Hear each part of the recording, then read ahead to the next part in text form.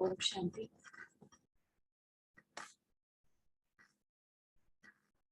क्या मेरी आवाज आ रही है? जी आवाज आ रही थी पर थोड़ा सा स्लो है। मैं थोड़ा और माइक के पास आएंगे आप तो बेटर हो। ओम शांति। आज 30 जुलाई 1970 की अव्यक्त बाप दादा की मुरली है और मुरली का टाइटल है बाबा और बच्चे।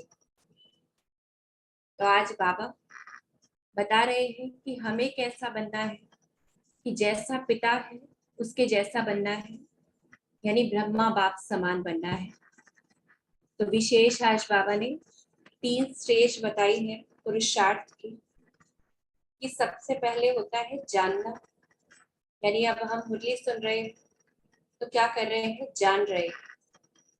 दूसरी स्टेज है मानना, कि जितना हम चिंतन करते हैं और प्रैक्टिकली स्वीकार करते हैं कि बात सही है, कि हम आत्माएं हैं, ये ड्रामा है, हर एक ज्ञान की छोटी छोटी पॉइंट्स को जब हम मानते हैं, जो बाबा कई बार कहते हैं कि परख लें हम कि बाप जो कह रहे हैं वो सही है या नहीं है। तो दूसरी स्टेज है मानना। तीसरी स्टेज है चलना, यानी हम उसके ऊपर चलते हैं कि दिन भर में कार्य व्यवहार में जब हम ये देखते हैं कि मैं आत्मा हूँ, दूसरी आत्माएं हैं, कुछ भी ऊपर नीचे होता है, हम ड्रामा कह के फुल स्टॉप लगा देते हैं। तो ये है चलना। लेकिन चलने में बाबा कहते हैं एक तो हम कितना चल रहे हैं, यानी 1 पॉइंट यूज किया, 2 पॉइंट यूज किया, ज्ञान की कितनी पॉइंट्स हमने यूज की, उस पे कहेंगे चलना। और चलने में भी क्या एवर लास्टिंग है, यानी हर हमेशा है, कि हमेशा हम खुद को आत्मा देख रहे हैं या हमेशा हम दूसरे को आत्मा देख रहे हैं। हमेशा क्या बड़ी से बड़ी परिस्थिति में हम ड्रामा कह सकते हैं, हर परिस्थिति में संतुष्ट रह सकते हैं। तो वो चेकिंग। और उसमें भी बाबा ने आज विशेष 2 एग्जाम्पल लिए कि एवर लास्टिंग में क्या हमेशा याद रहता है मैं कौन, मैं कौन में, कि हम कौन है, ब्रह्मा कुमार ब्रह्मा कुमारी। कि पहला चैप्टर या पहला पार्ट बाबा ने पक्का कराया कि बच्चे क्या बन जाते हैं, ब्राह्मण बन जाते हैं, और हम हर किसी को क्या कहते हैं, हम बीके हैं। दूसरी चीज कि जो हम कहते हैं हम सहज राजयोग सीख रहे हैं यहाँ पे, तो क्या हमें वो सहज ज्ञान और राजयोग महसूस होता है, यानी वो सहज महसूस होता है। क्योंकि अगर सहज होगा तो हमेशा हो पाएगा, और अगर हमेशा नहीं हो पा रहा है तो कहीं ना कहीं सहज हमने किया नहीं। कि ज्ञान और योग वैसे सहज है लेकिन हमने कहीं ना कहीं किया नहीं। तो यहाँ से मुरली शुरू होती है। बाबा ने कहा राजाओं का राजा बनाने वाले, जीवन को श्रेष्ठ बनाने वाले, राजयोग सिखलाने वाले, निरंतर योगी, सहज योगी और कर्म योगी बनाने वाले सर्व प्रिय बाबा बोले। बाबा पहले अटेंशन दिलाते कि बोल कौन रहा है, तो हम इसको महसूस करें कि वो है कौन, जो राजाओं का राजा बनाता है, जीवन को श्रेष्ठ बनाने वाला, राजयोग सिखलाने वाला, जो खुद निरंतर योगी है, यानी जो योग सिखाता है। और उसका योग किसके साथ है, बच्चों के साथ। सहज योगी और कर्म योगी बनाने वाला है।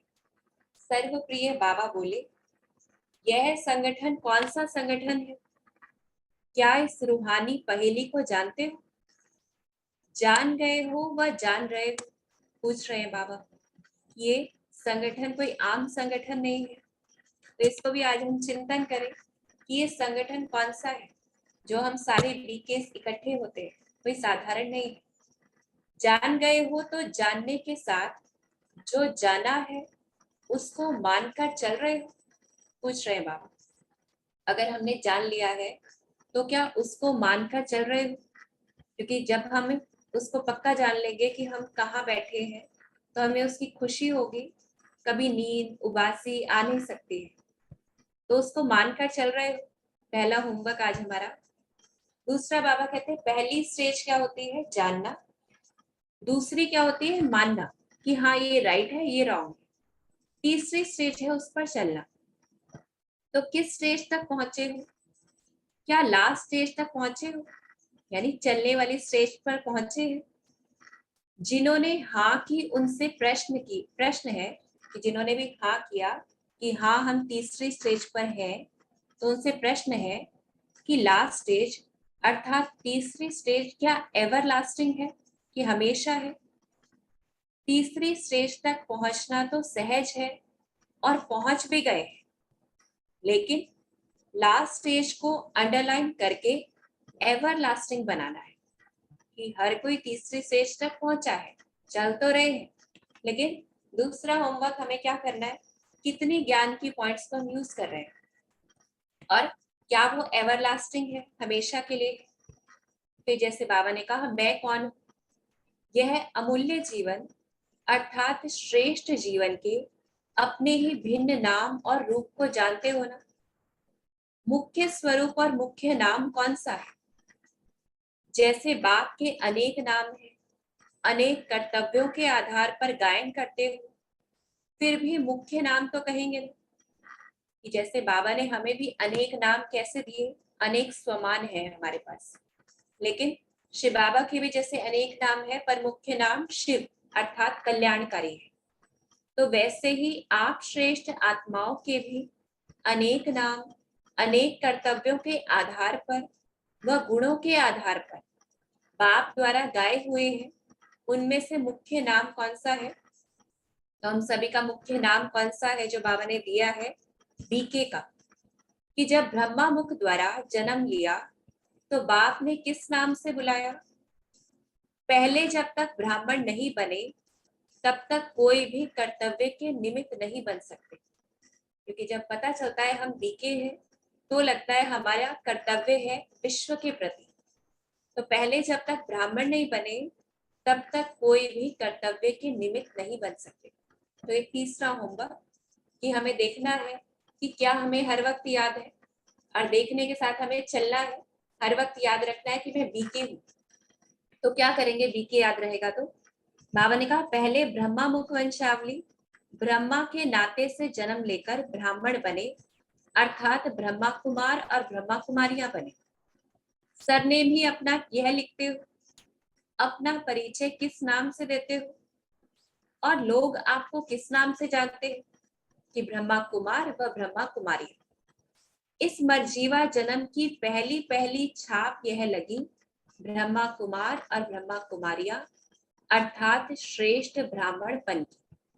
तो इससे होगा क्या जब याद रहेगा कि हम ब्रह्मा कुमार ब्रह्मा कुमारी हैं, पहले जन्म लिया अर्थात ब्राह्मण बने, तो यह पहला नाम ब्राह्मणपन का व ब्रह्मा कुमारियों का पड़ा, जो कि तीसरी स्टेज तक एवरलास्टिंग है। ये हम हमेशा कहेंगे एवरलास्टिंग अर्थात। अब उससे होगा क्या जब याद रहे कि हम बीके हैं, तो एवरलास्टिंग का मतलब क्या है कि हर संकल्प, बोल, कर्म, संबंध, संपर्क और सेवा सभी में ब्राह्मण स्टेज के प्रमाण प्रैक्टिकल लाइफ में चल रहे हो कि क्या हमारी प्रैक्टिकल जीवन वैसी है ब्राह्मण वाली कि हर संकल्प में, बोल में, कर्म में, संबंध संपर्क में, सेवा में। क्योंकि बीके जब आपस में कांटेक्ट में आते हैं तो उनका व्यवहार बीके वाला होता है, लेकिन जब एक बीके नॉन बीके के कांटेक्ट में आ रहा है तो हम देखें क्या उस टाइम भी हम बीके वाली स्टेज पर हैं। संकल्प में भी व बोल में भी बाबा ने कहा शूद्रपन का अंश मात्र भी दिखाई न दे। ब्राह्मणों का संकल्प, बोल, संस्कार, स्वभाव और कर्म क्या होता है यह तो पहले भी सुनाया है। क्या उसी प्रमाण एवरलास्टिंग स्टेज है?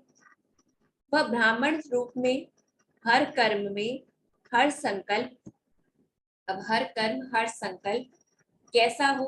ब्रह्मा बाप के समान है, क्योंकि तब हम कहेंगे बीके ब्रह्मा के कुमार कुमारी है जब हमारा संकल्प, कर्म ब्रह्मा बाप के समान है। तो ऐसे बाबा कहते क्या ऐसा है, समान है? फिर उसके बाद चेकिंग करनी है।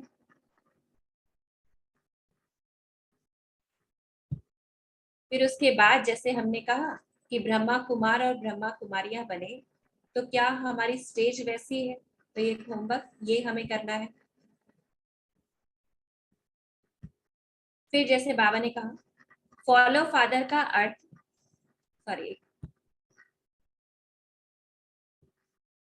तो बाबा ने कहा जैसा बाप वैसे बच्चे। जो स्वभाव, संस्कार या संकल्प बाप का है, क्या वही बच्चों का है? क्या बाप के व्यर्थ संकल्प चलते हैं? अब चेकिंग का पॉइंट है कि बाबा के क्या व्यर्थ संकल्प चलते हैं? वह कमजोर संकल्प उत्पन्न हो सकते हैं? अगर बाप के ही नहीं हो सकते तो फिर ब्राह्मणों के क्यों? अब यहाँ ये चीज सोचने की है कि बाबा के व्यर्थ क्यों नहीं चलते? ब्रह्मा बाबा भी पुरुषार्थी ही थे, तो उनके व्यर्थ क्यों नहीं चले? या उन्होंने व्यर्थ को अचानक या जल्दी ही खत्म कैसे कर लिया? क्योंकि उन्हें ये था मैं बाप हूँ, मैं जो करूंगा मुझे देखकर सब करेंगे।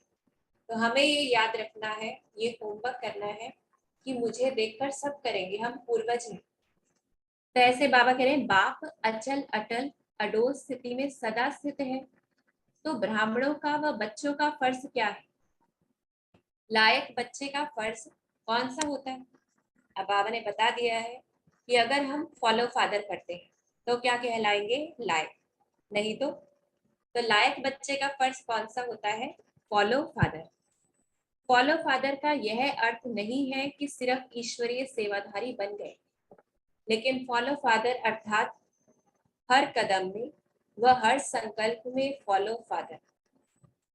क्या ऐसे फॉलो फादर को पूछ रहे हैं बाबा?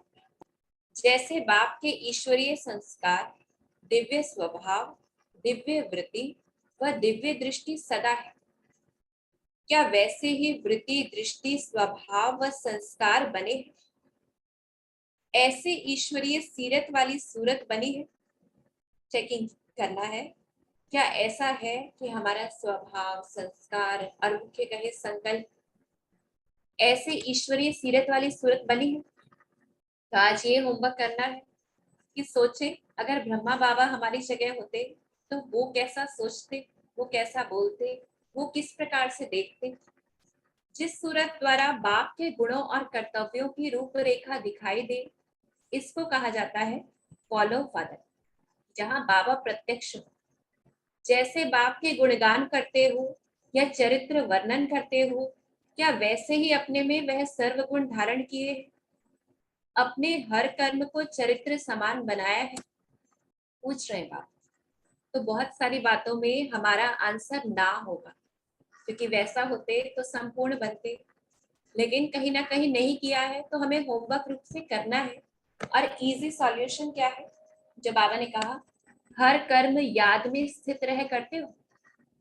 अब इस पे हम अंडरलाइन करेंगे, जो कर्म याद में रहकर करते हैं वह कर्म यादगार बन जाता है। जो कर्म याद में रहकर करते हैं वह कर्म यादगार बन जाता है।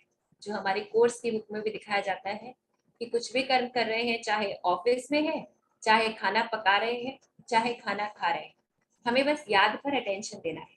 कि जो सबसे आसान, कि कोई कहे ये याद नहीं होता, ये वाला तरीका, इतने तरीके हैं, कौन सा तरीका याद करें? तो बाबा कहते हैं हर कर्म याद में, तो वह कर्म यादगार बन जाएगा। क्या ऐसे यादगार मूर्त अर्थात क्या ऐसे यादगार मूर्त अर्थात कर्मयोगी बने? कर्मयोगी अर्थात हर कर्म योग युक्त, युक्ति युक्त, शक्ति युक्त। अब इससे हम जान सकते हैं क्या हमारी याद एक्यूरेट है। अगर हर कर्म योग युक्त के साथ कैसा है? युक्ति युक्त है, सही है, गलतियां नहीं होंगी अगर हम याद में है तो। फिर शक्ति युक्त, क्या ऐसे कर्मयोगी बने हो या बैठने वाले योगी बने हो? जब विशेष रूप से योग में बैठते हो उस समय योगी जीवन है, अर्थात योग युक्त है, या हर समय योग युक्त है? जो वर्णन में है कर्म योगी, निरंतर योगी और सहज योगी, क्या वही प्रैक्टिकल में है? अब इसको चेकिंग भी करना है और अपने अंदर चेंज भी लाना है कि कर्म योगी हम आत्माएं हैं, तो क्या वो योग है कर्म करते हुए? और फिर सहज योगी है, अगर हमने मुश्किल बना लिया है योग को, तो हम कर्म करते नहीं कर पाएंगे। तो इसलिए बाबा कहते हैं जो वर्णन में है कर्म योगी, निरंतर योगी और सहज योगी, क्या वही प्रैक्टिकल में है, अर्थात एवरलास्टिंग है। तो आज चेकिंग भी करनी है, क्या हमने योग को मुश्किल तो नहीं बना लिया है, क्योंकि बाबा ने तो कहा कर्म करते बस देखें बाबा की किरणें आ रही है तो ये योग है, और कुछ नहीं करना है। ऐसे ही खुद को आत्मा देखा, दूसरे को आत्मा देखा तो योग सहज लगेगा। तो क्या कर्म योगी को कर्म आकर्षित करता है, क्या योगी अपनी योग शक्ति से कर्म इंद्रियों द्वारा कर्म करता है?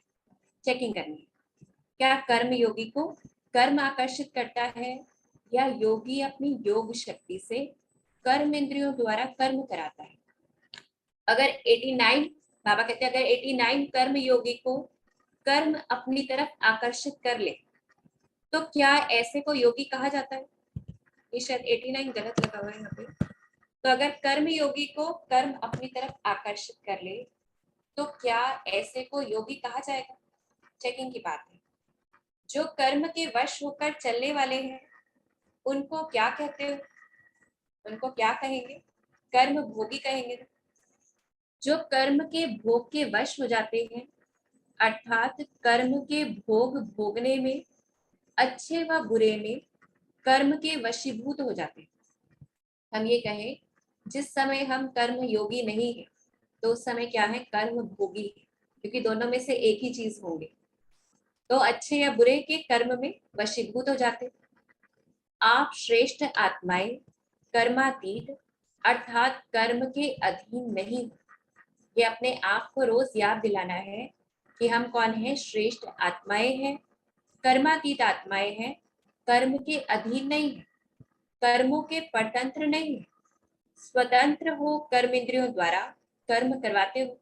अब पूछ रहे हैं बात कि स्वतंत्र होकर हम अपनी कर्म इंद्रियों को क्या ऑर्डर करते हैं, कैसे देखना है, क्या सोचना है, क्या बोलना है, यह सब कुछ ऑटोमेटिक बस चल रहा है और कर्म के अनुसार उसके वशीभूत हो जाते हैं। तो अपने आप को बताना है कि हम कर्म भोगी हैं या कर्म योगी हैं। तो इस प्रकार से बाबा कहते हैं कि चेकिंग करनी है कि कर्मों से स्वतंत्र है। तो जब कोई भी आप लोगों से पूछते हैं कि क्या सीख रहे हो या क्या सीखने के लिए जाते हो तो क्या उत्तर देते हो? क्या उत्तर देते हैं? सहज ज्ञान और राजयोग सीखने जा रहे हैं। ये आसान है, सहज है, यह तो पक्का है ना कि यही सीख रहे हो। जब सहज ज्ञान कहते हो तो सहज वस्तु को अपनाना और धारण करना सहज है, तब तो सहज ज्ञान कहते हो। अब यहाँ चेकिंग करनी है, क्या हमने सहज बनाया है उसे? तो सदा ज्ञान स्वरूप बन गए हो कि अगर सहज ज्ञान है तो क्या सदा ज्ञान स्वरूप बन गए, यानी वो ज्ञान हमारे स्वरूप में आ जाए हर वक्त। जब सहज ज्ञान है तो सदा ज्ञान स्वरूप बनना, सदा ज्ञान स्वरूप बनना यही ब्राह्मणों का धंधा है। अब ये अंडरलाइन करेंगे कि हमारा धंधा ही क्या है, क्योंकि अगर हमें मुश्किल लग रहा हो, हम कहें ये तो ना ऐसा भी करना पड़ेगा, ऐसा भी सोचना पड़ेगा, तो दूसरा हमें देखकर क्या सोचेगा, इसमें तो बहुत मेहनत है, तो वो वैसे ही दूर भाग जाएंगे। तो सदा ज्ञान स्वरूप बनना मतलब यही ब्राह्मणों का धंधा है कि हमारे धंधे को देख के दूसरा कहे ये तो बड़ा सहज भी है और इसमें बहुत कमाई भी है। अपने धर्म में स्थित होना नेचुरल चीज होती है ना। इसी प्रकार राजयोग का अर्थ क्या सुनाते हैं कि सहज ज्ञान है तो सहज योग भी है। सर्वश्रेष्ठ अर्थात सभी योगों का राजा है। कि हम किसी को भी सुनाते हैं तो क्या बताते हैं, राजयोग मतलब सभी योगों का राजा है और इससे राजाई प्राप्त होती है। राजाओं का राजा बनने का योग है। आप सभी राजयोगी हो या राजाई भविष्य में प्राप्त करनी है? अब पूछ रहे हैं बाबा कि हम कह रहे हैं सभी को कि इससे तो सहज राजाई मिलती है, तो क्या भविष्य में राजा बनेंगे या इसी समय? तो हमें पता है कि इसी समय सब कुछ तैयार होके जाना है। तो अभी संगम युग में भी राजा हो या सिर्फ भविष्य में बनने वाले हो? जो संगम युग में राज्य पद नहीं पा सकते, जो संगम युग में राज्य पद नहीं पा सकते, वह भविष्य में क्या पा सकते हैं? क्योंकि इस समय हमें राजा किसका बनना है?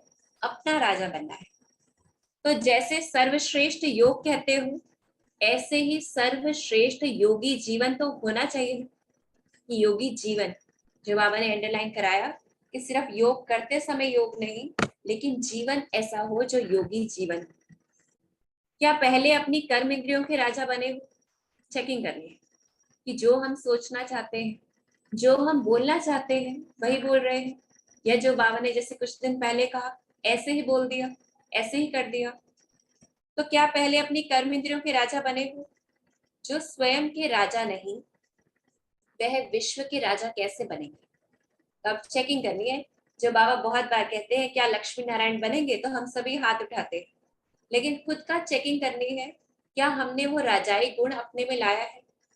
क्या स्थूल कर्मेंद्रियों कि बाबा ने कहा क्या स्थूल कर्मेंद्रियों व आत्मा की श्रेष्ठ शक्तियां, मन बुद्धि संस्कार अपने कंट्रोल में है, अर्थात उन्हों के ऊपर राजा बनकर राज्य करते हो। तो आज एक होमवर्क क्या लेना है कि मैं कौन हूँ? स्वराज्य अधिकारी हूँ, कि मेरा खुद पर राज्य है। तो चेकिंग करनी है, अर्थात उन्हों के ऊपर राजा बनकर राज्य करते हो। राजयोगी अर्थात अभी राज्य चलाने वाले बनते हो। राज्य करने के संस्कार व शक्ति अभी से धारण करते हो। भविष्य 21 जन्म में राज्य करने की धारणा प्रैक्टिकल रूप में अभी आती है। भविष्य 21 जन्म में राज्य करने की धारणा कि हम सीख रहे हैं इस समय कि कैसे राज्य करना है, तो वो प्रैक्टिकल रूप में अभी आती है। सहज ज्ञान और राजयोग तीसरी स्टेज तक आया है। तीसरी स्टेज कौन सी थी? एवर लास्टिंग, जो बाबा कहते हैं चलना उसके ऊपर, कि एक होता है जानना, एक है मानना, फिर तीसरा है चलना। तो सहज ज्ञान और राजयोग तीसरी स्टेज तक आया है। यानी कोई भी कर्म करते क्या ज्ञान इमर्ज हो जाता है, या कुछ टाइम बाद होता है, या होता ही नहीं। और राजयोग कि हमारा योग लगा हुआ हो। तो संकल्प को ऑर्डर करो स्टॉप, तो स्टॉप कर सकते हो। आज ये होमवर्क करके देखना है और रोज करना है इसके ऊपर कि संकल्प को ऑर्डर करे स्टॉप, तो स्टॉप कर सकते हो। बुद्धि को डायरेक्शन दो कि शुद्ध संकल्प व अव्यक्त स्थिति व बीज रूप स्थिति में स्थित हो जाओ, तो क्या स्थित कर सकते हो?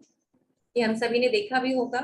अव्यक्त बाप दादा की जो ड्रिल्स हैं, योग की ड्रिल्स हैं, उसमें बाबा ने बार बार प्रैक्टिस यही कराई है कि 1 सेकंड में पहुंच जाए परम धाम, 1 सेकंड में कहीं। तो क्या हम अपनी मन बुद्धि को ऐसा डायरेक्शन दें, और क्या वो ऐसा कर सकती है? क्या ऐसा राजा बने हो? ऐसे राजयोगी जो है उनको कहा जाता है, ऐसे राजयोगी जो है उनको कहा जाता है फॉलो फादर। तो ये करना है कि सहज ज्ञान और सहज योग कैसे, कि स्टॉप कहा तो स्टॉप, ये प्रैक्टिस करनी है।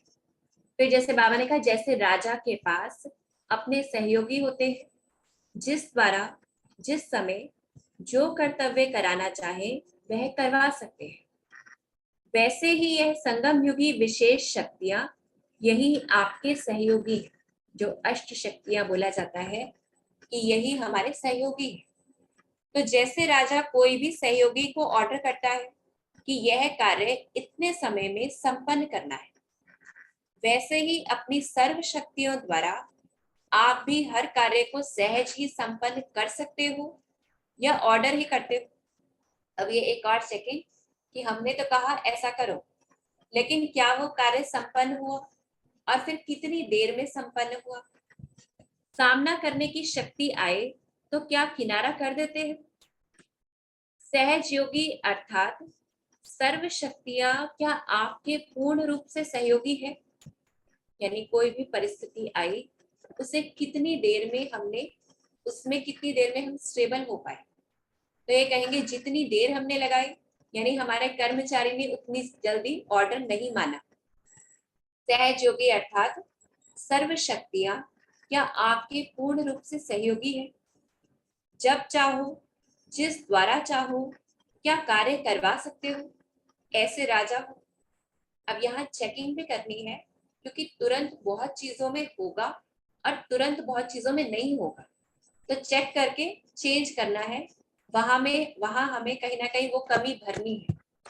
तो जब चाहो जिस द्वारा चाहो क्या कार्य करवा सकते हो, ऐसे राजा हो। फिर जैसे बाबा ने कहा, जैसे पुराने राजाओं के दरबार में 8 या 9 रत्न प्रसिद्ध होते थे, अर्थात सदा सहयोगी होते थे, ऐसे ही आपकी अष्ट शक्तियां सदा सहयोगी हैं। इससे ही अपने भविष्य प्रारब्ध को जान सकते हो। यह है दर्पण। कि हम कहें, जो कुछ दिन पहले बाबा ने कहा अव्यक्त मुरली में ही, कि देखना है कि इस समय अगर शरीर छूट जाए, विनाश हो जाए, तो हमारा क्या होगी, पोजीशन क्या होगी। तो यह दर्पण है जिसमें अपनी सूरत और सीरत देखने से मालूम पड़ सकता है।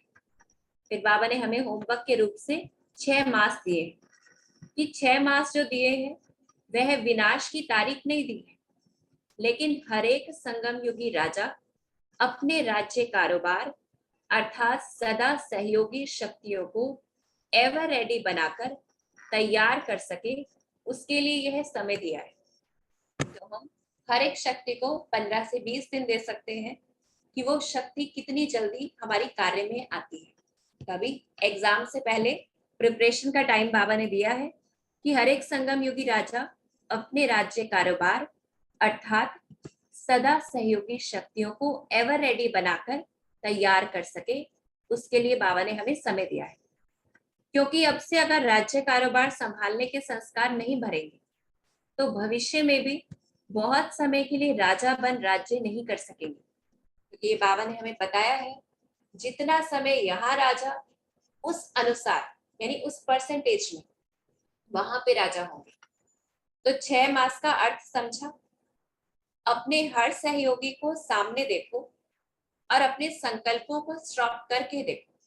ये प्रैक्टिस करके देखनी है, क्योंकि जितना ज्यादा हम बार बार करेंगे वो उतना ज्यादा ये कहें हमारे ब्रेक अच्छे लगेंगे। तो अपनी बुद्धि को डायरेक्शन प्रमाण चलाकर देखो। इस रिहर्सल के लिए 6 मास दिए, समझा? अच्छा, सदा सहज ज्ञान स्वरूप, सदा राजयोगी, निरंतर योगी, सहज योगी, सर्व शक्तियों को अपने सहयोगी बनाने वाले। हम बाबा के सारे वरदान महसूस करते जाए, क्योंकि ये वरदान है तो थोड़ा सा भी अगर हम करेंगे तो फलीभूत होगा।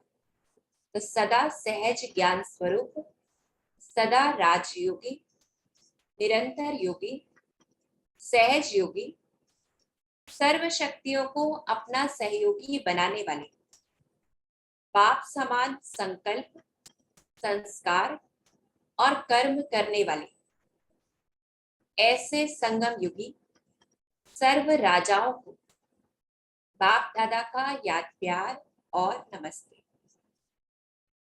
अच्छा, ओम शांति।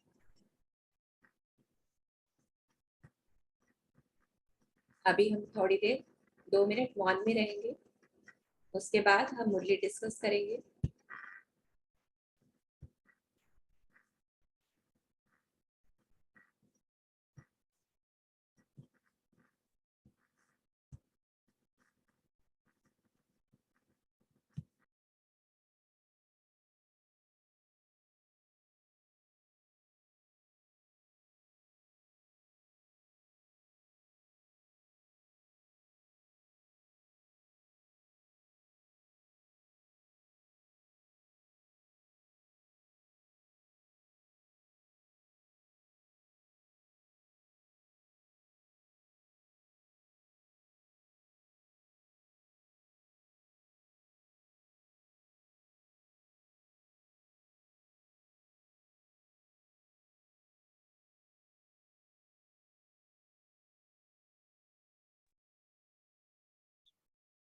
शांति पूजा सिस्टर, आप कंटिन्यू कर सकते हैं डिस्कशन।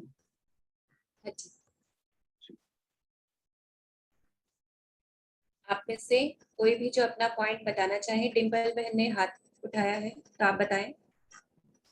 हाँ जी, ओम शांति। देवकुल की महान आत्माओं, बाबा ने आज हमें जैसे हमने भविष्य में जाके राजा बनना ना, तो बाबा हमें यहीं से तैयारी शुरू करवा रहे हैं कि यहाँ पहले अपने कर्म इंद्रियों के राजा बनो, पहले कंट्रोल करो हर एक चीज के ऊपर।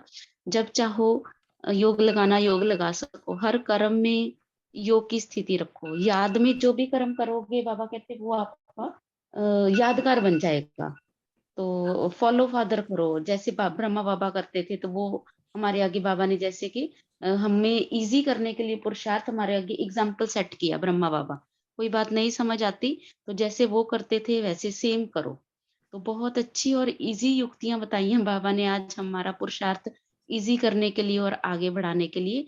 तो एक ही मुरली काफी है, अगर हम इसको फॉलो करें अच्छे से, इसके डीप में जाएं, गहन करें। ओम शांति। और कोई?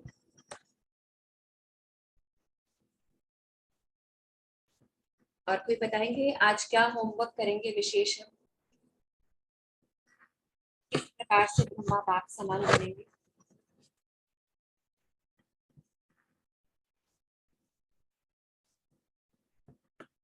जैसे जो बाबा ने कहा कर्म योगी बनना है, कि ब्रह्मा बाप क्यों बने, या हम किस प्रकार से उन्हें फॉलो कर सकते हैं। जितना ज्यादा हम हर कर्म याद में करेंगे, तो जैसे बहन ने भी बताया कि वो यादगार बन जाएगा और हम ब्रह्मा बाप समान आसानी से बन जाएंगे जब हम याद में ही वो कार्य कर रहे हैं। क्योंकि जब योग में होगा तो युक्ति युक्त होगा वो हर कार्य। कोई बताएंगे अभी और कोई पॉइंट?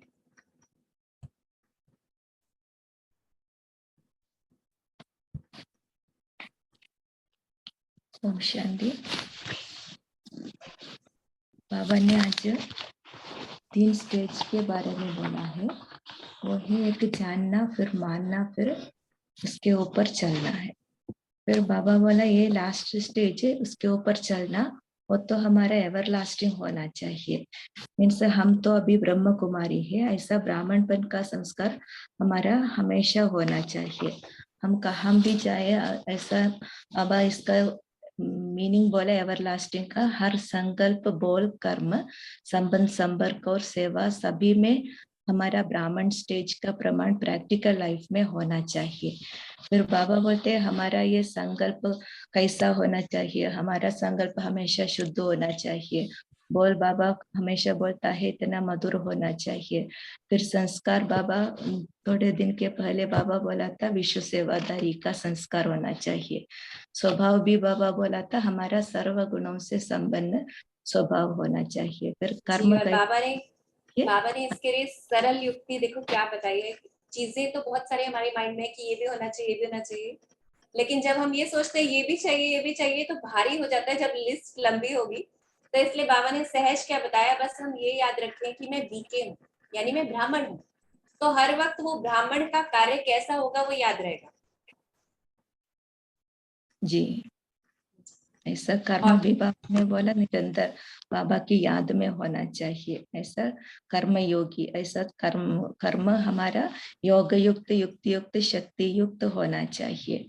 फिर बाबा बोला बाबा को फॉलो करना है। मीन्स हर कदम पर बाबा का संकल्प, कर्म, ऐसा सब कुछ फॉलो फादर करने का है। फिर फॉलो फादर का एक और बाबा ने बोला हमारा जो स्थिति सदा एक बुद्धि का डायरेक्शन प्रमाण, शुद्ध संकल्प, अव्यक्त स्थिति व बीज रूप स्थिति, जिस स्थिति में हम रहना चाहते हो उस समय उस ऐसा रहना चाहिए, ऐसा फॉलो फादर होना चाहिए। ओम शांति। ओम शांति। हम कोई भी, हर मूल्य में बहुत सारे पॉइंट्स होते हैं। हम कोई भी इजी सॉल्यूशन जो हमें लगता है, जो हम आसानी से अपने जीवन में अपना सकते हैं, हम कोई भी ले लें। क्योंकि सिर्फ सुनने से नहीं होगा, जो बाबा ने कहा जानना मानना, उसके बाद तो चलना है, चलने से ही होगा। तो कोई भी इजी सॉल्यूशन कि हम बीके हैं, बस हर वक्त हमें एक होमवर्क यही करना है। या फिर हम ये कर सकते हैं जो बाबा ने कहा, हर सेकंड देखना है फुल स्टॉप, कि हम कितनी जल्दी मन को एक जगह से दूसरी जगह ले जा सकते हैं। कि हमने जैसे ही स्टॉप कहा तो स्टॉप होके, लेकिन स्टॉप के साथ हमें उसे दूसरी जगह लगाना होगा। ऐसा नहीं हमने बस स्टॉप कहा और वहां संकल्प चुप हो जाए, लेकिन उस संकल्प को डाइवर्ट करना होगा कहीं। और कोई बताएंगे कि आज हम क्या होमवर्क करेंगे, किस रूप से हम चलने वाली स्टेज पर चलेंगे?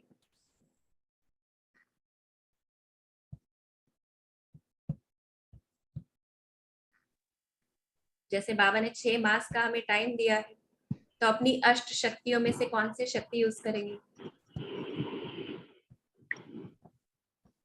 जी अशोक भाई बता रहे हैं। हाँ, ओम शांति जी। आज बाबा ने बताया कि जैसे राजा के पास सहयोगी होते हैं, जैसे अष्टरत्न होते हैं दरबार में, वैसे हमारे पास भी अष्ट शक्तियां है।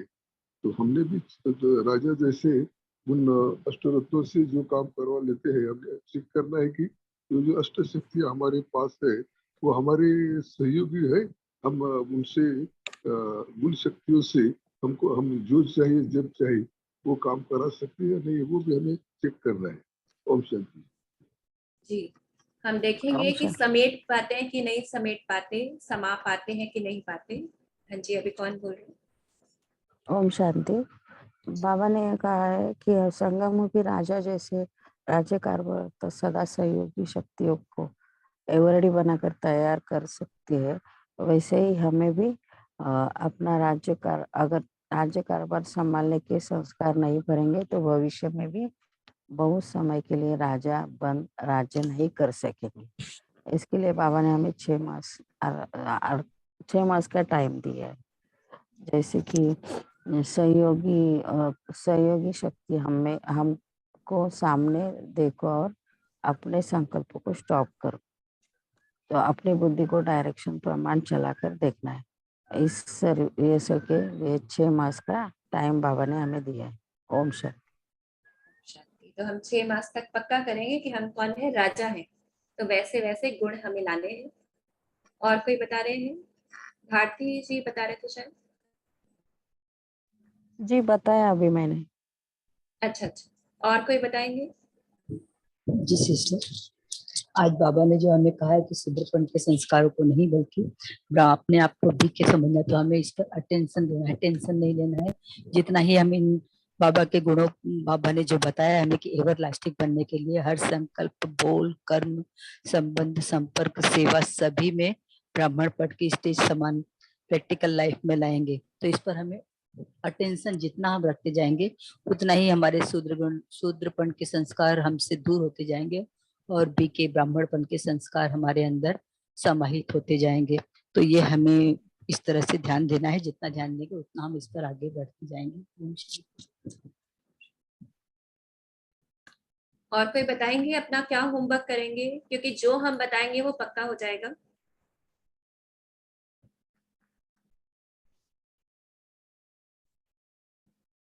कविता बहन बताएंगे। ओम शांति दीदी। जैसे बाबा याद प्यार देते हैं सभी बच्चों को, तो बाबा सार में बता देते हैं कि हमारा स्वमान क्या है और हमें क्या करना है। तो जैसे बाबा ने वही बताया कि हमें ये चेक करना है कि हम सदा सहज ज्ञान स्वरूप है या नहीं, सदा राजयोगी वो स्टेज पे रहते हैं या निरंतर योगी है या नहीं, या सहज योगी और सर्वशक्तियों को अपना सहयोगी बना लेते हैं या नहीं, बाप समान संकल्प और संस्कार और कर्म करने वाले हैं या नहीं। तो ऐसे संगम युगी राजा बने हैं क्या, ये चेक करना है। ये चेक करना है, चेंज करना है। कोई ना कोई एक आसान सा कोई होमवर्क हम ले लें और उस हिसाब से हम कर सके उससे। और कोई बताएंगे अपना होमवर्क, क्योंकि जो बताएंगे वो पॉइंट हमारे माइंड में पक्का रहेगा फिर वो।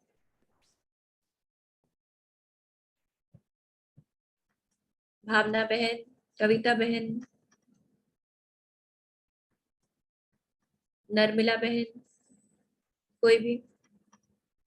दीदी मैं यही खुद के लिए कह रही हूँ कि ये मैं होमवर्क लेना चाहती हूँ, क्योंकि दिन भर में हम जैसे किसी ना किसी कार्य में लगे रहते हैं। तो बस मैं यही अटेंशन रखूंगी कि जो भी मैं कर्म कर रही हूँ बाबा की याद में कर रही हूँ या नहीं।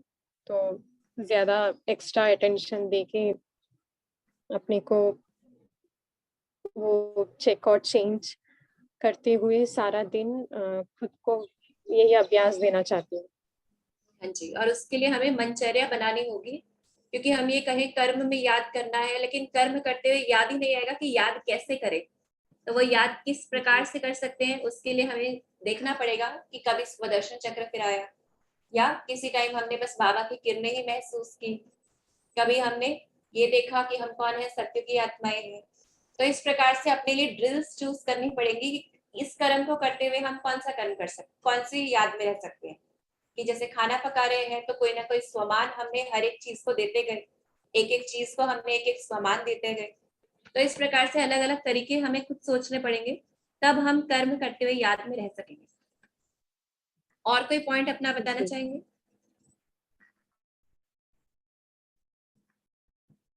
चलिए, आज हम बाबा को लेटर में लिख दें कि आज हम क्या होमवर्क करेंगे, और 6 महीने तक बाबा ने दिया है कि हमें वो रोज करना है, क्योंकि एक दिन से नहीं होगा।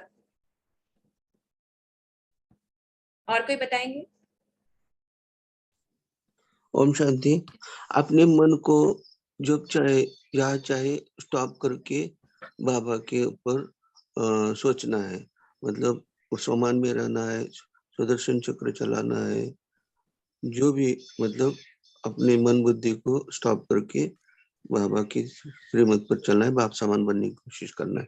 ओम शांति। ओम स्टॉप करके शांति। डाइवर्ट हाँ करना। जी दीदी, अभी पोल भी लॉन्च करा है, तो सभी लोग अपना पोल लॉक करें, फिर आप होमवर्क भी दीजिएगा और योग करें।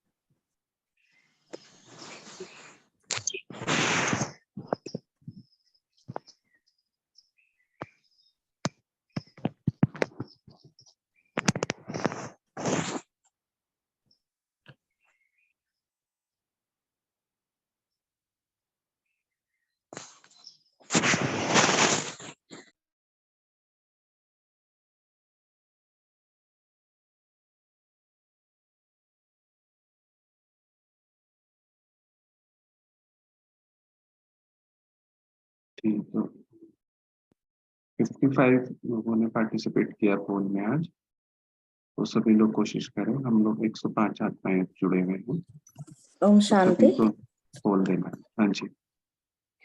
बाबा बोले ओम शांति। जैसे पुराने राजाओं के दरबार में 8 रत्न 9 रत्न प्रसिद्ध होते थे, अर्थात सदा सहयोगी होते थे, ऐसे ही आपकी भी 8 शक्तियां सदा सहयोगी हैं। इससे ही अपने भविष्य प्रारंभ को जान सकते हो। यह है दर्पण, जिसमें अपनी सूरत और सीरत को मालूम पड़ जाता है। ओम शांति।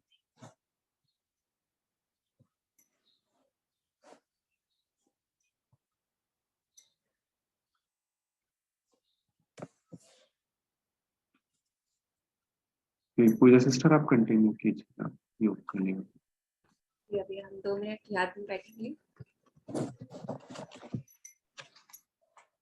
ओम शांति। सभी अपना म्यूट कर देंगे फोन वापस। देखिए अपने आप को। मैं आत्मा, स्वराज्य अधिकारी आत्मा, त्रिकुटी सिंहासन पर विराजमान हूँ।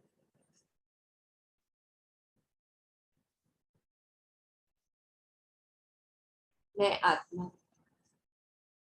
राजा हूँ, अपनी कर्म इंद्रियों का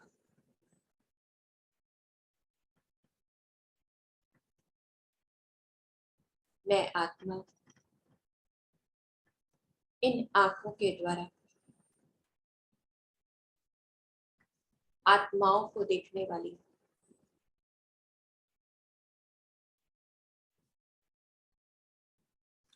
मैं आत्मा सदा तीसरे नेत्र से देखने वाली आत्मा।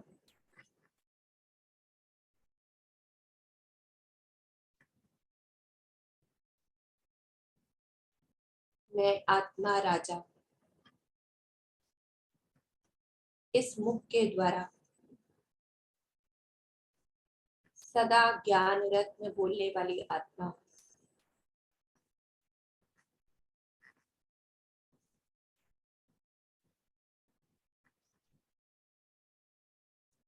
कानों के द्वारा ज्ञान रत्न अंदर भरने वाली आत्मा।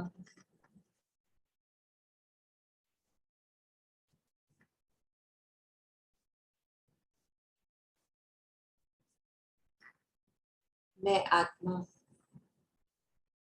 स्वराज्य अधिकारी जब चाहूं अपने संकल्प को स्टॉप कर सकती हूँ।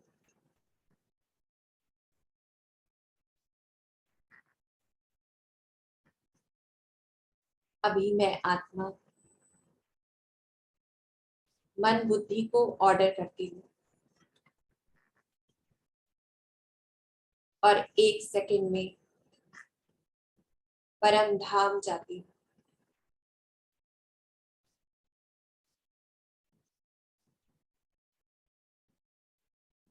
मैं परम धाम में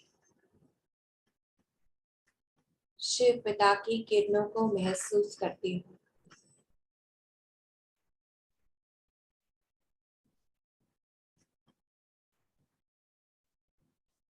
मैं उसके समान बिंदु स्वरूप हूँ।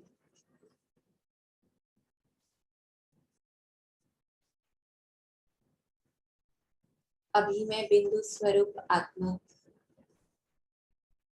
मन बुद्धि को ऑर्डर करती हूँ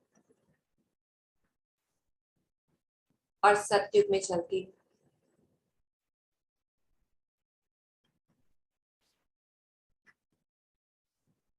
मैं देव स्वरूप आत्मा हूँ।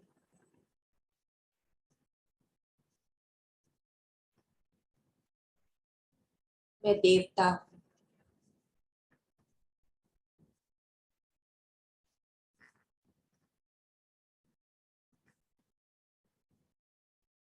अभी मैं आत्मा मन बुद्धि को अपने पूज्य स्वरूप की ओर लेकर चलती हूँ।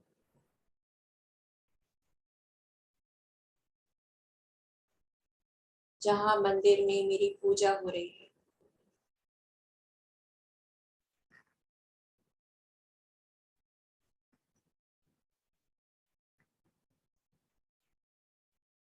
मैं आत्मा ब्राह्मण स्वरूप आत्मा हूँ।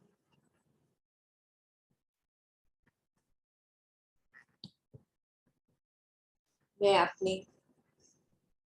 इस ब्राह्मण स्वरूप जीवन को देख रही हूँ।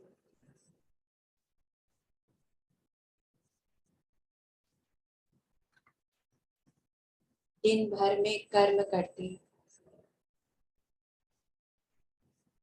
अपने कार्य क्षेत्र पर मैं आत्मा खुद को देख रही हूँ।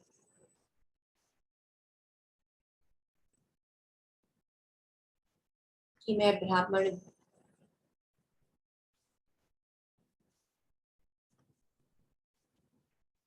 मेरी दृष्टि वृत्ति हर संकल्प ब्रह्मा बाप समान है।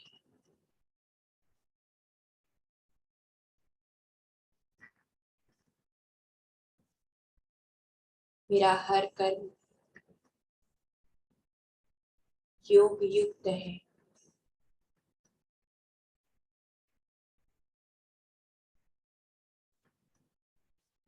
चलते फिरते कुछ भी कार्य करते उठते बैठते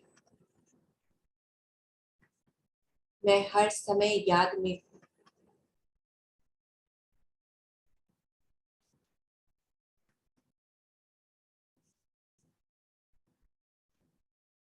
और अब मैं अपने फरिश्ताई स्वरूप को देखती हूँ।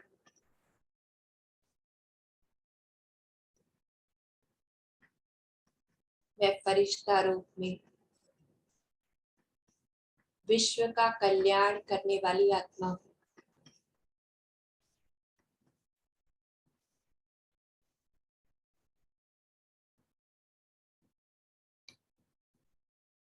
मैं आत्मा जहां भी जाती हूँ जिस भी कार्य क्षेत्र पर मैं चलता फिरता फरिश्ता हूँ।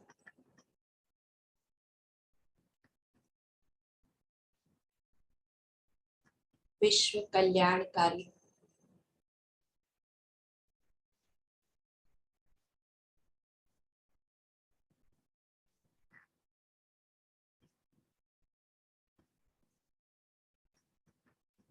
पूरे विश्व के लिए शुभ भावना रखने वाली आत्मा।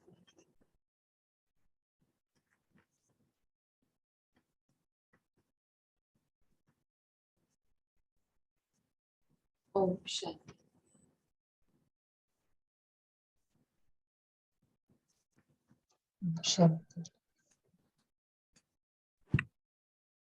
ओम शांति शुक्रिया गुड डे ऑल शांति शुक्रिया Om Shanti Om Shanti good day everyone बाबा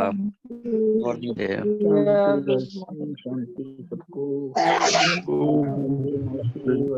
ओम शांति बाबा ओम शांति भाई जी धन्यवाद।